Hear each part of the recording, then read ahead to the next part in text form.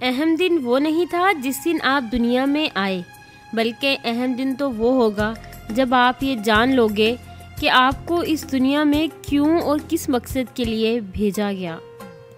بہت سے لوگ دنیا میں ایسے ہیں جن کو دل کی اچھائی اور سچائی سے کوئی سروکار نہیں ہوتا، وہ بس ظاہری خوبصورتی کے پیچھے بھاگتے ہیں۔ کتنی عجیب بات ہے نا کہ ہم پوری شادی ناچ ناچ کر گزار دیتے ہیں اور پھر آخر میں جب بیٹی کو رخصت کرنا ہوتا ہے تو قرآن اٹھا لیتے ہیں۔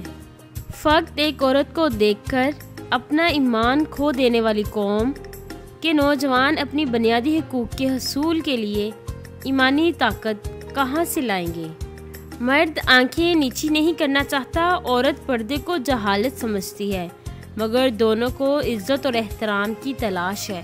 خدا سے دیکھو کتنا ڈر رہا ہوں، تجوری جیب دونوں بھر رہا ہوں، پڑوسی بھوکا ہے، تیسرا دن ہے، میں چوتھی بار عمرہ کر رہا ہوں۔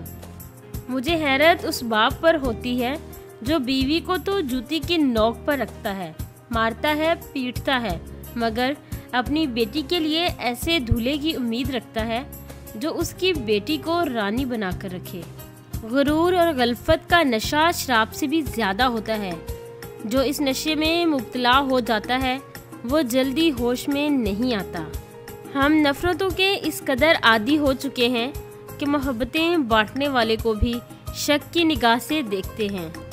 دنیا کے سامنے مسکرایا کرو اور اللہ کے سامنے رویا کرو، کیونکہ دنیا مسکرانے والے کو ہی پسند کرتی ہے اور اللہ تعالیٰ رونے والوں کی پکار سنتا ہے۔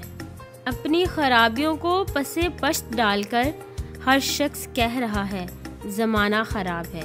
قوموں کی ترقی علم و فنون حاصل کرنے سے ہوتی ہے، نہ کہ پینٹ شرٹ یا کوٹ پہننے اور عورتوں کے میک اپ اور بے پردہ ہونے سے۔